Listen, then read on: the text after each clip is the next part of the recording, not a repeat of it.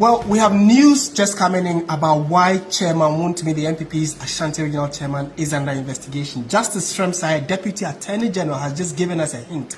He says Chairman Wontumi is under investigation for various criminal offenses, including fraud, causing financial loss to the state, and money laundering. That's the shocker. Also, he says that the current investigation is running concurrently with other state institutions and international bodies because suspect Wontumi is under second strand of investigation, which is part of a larger international organized crime scene.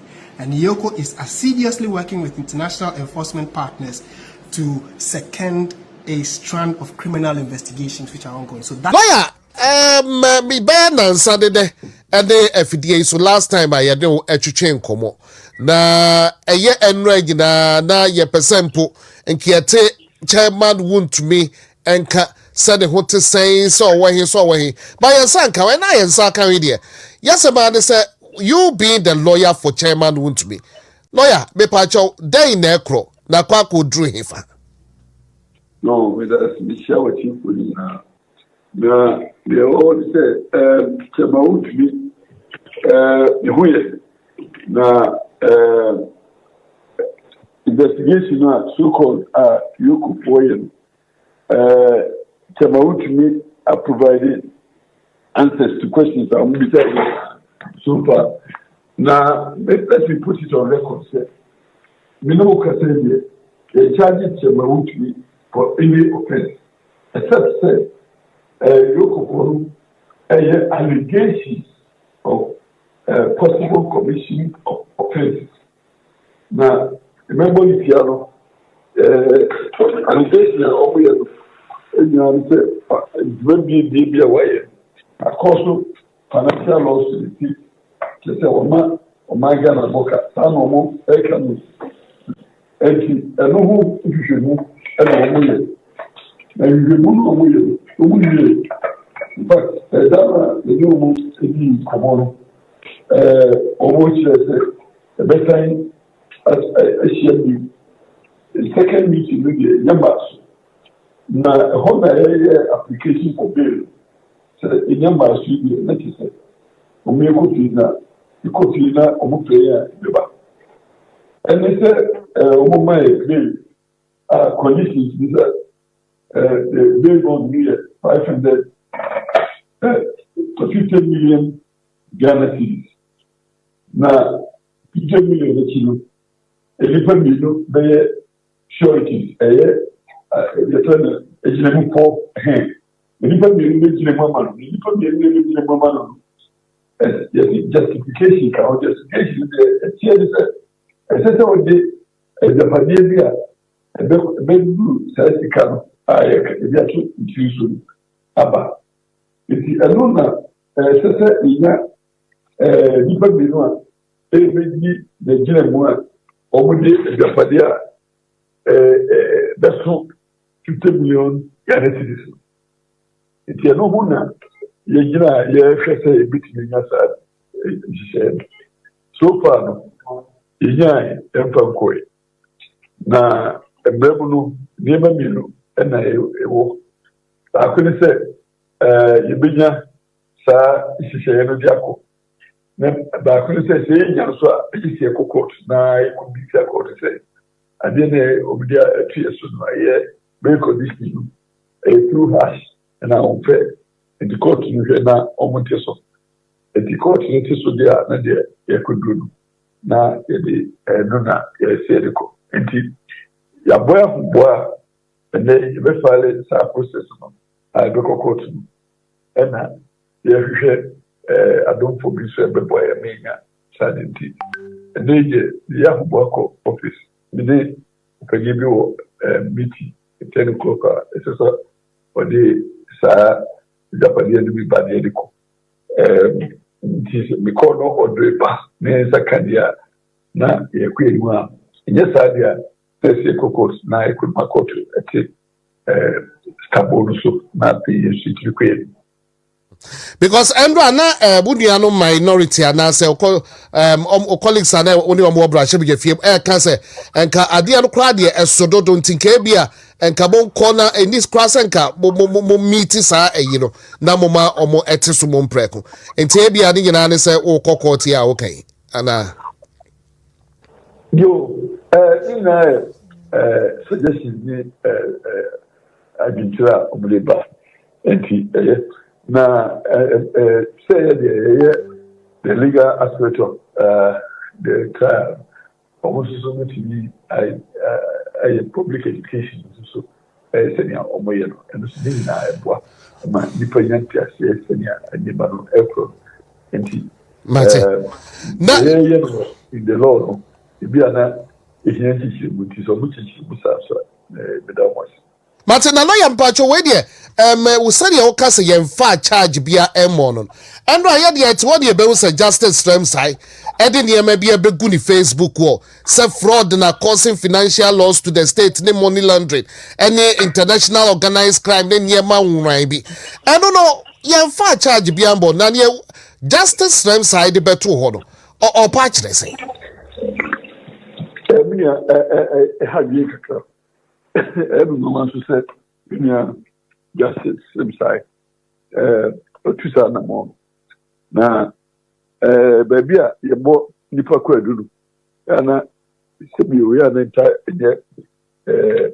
public opinion court to say nya na ayen ana a court of law na sabi a mimi nim say yemo no kwa dua nya masani na yemi sabi o ye juma ni sa ye enti mi di hu ya kakra enti mi se sa charge ti no mpese mo bibo chema Wontumi a omo prepare charge sheet no mai na yen suso yenye ahomboa se e be defend na se ene no ati se we yakase wo ha no ati se no ati se we yakase wo ha emwa yina ene djumedia isi ene so nti bisero pa se minka se mo nye na djuma ena nyame na meche be bi o djuma but pe se le behwe kwan ya yina possibly djuma na insaf se eni se charges we expect these charges to come to us as a suspect now is will prepare the necessary responses and there from memory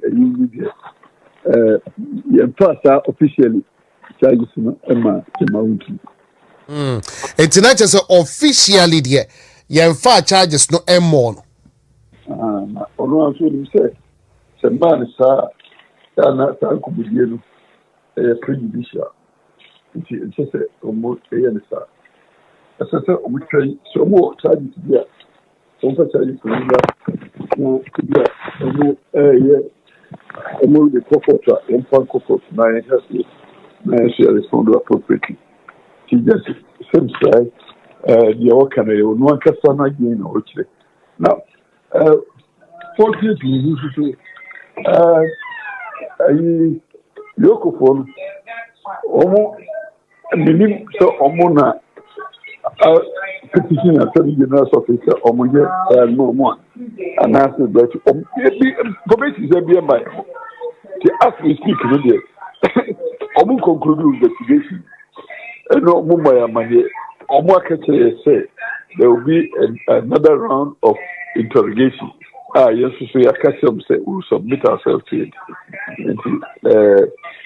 science and church no about katamuni abontin the premature but lawyer we there ubetumi aboa ye kakra because omo e wa abontin be pese omo hebe hu say bi omo kasa another round of investigation into dear ben and no near the kind pa no said the be ya we say ni nyina be free on dem asem pa no money maka and the market say allegation omo ye say dem be away a cost financial loss to the state if I say yem fan omnibus allegation no sir then you say you may go into the details because officially they have not prepared any charges against us. It is you discuss it in detail say this, and that prejudice the minds of the public. And I asema a question publicly team now I said you could start to say a trial in the public opinion court and your papa. And my empathy say I say general charge there born say the name be away and my Ghana boka causing financial losses.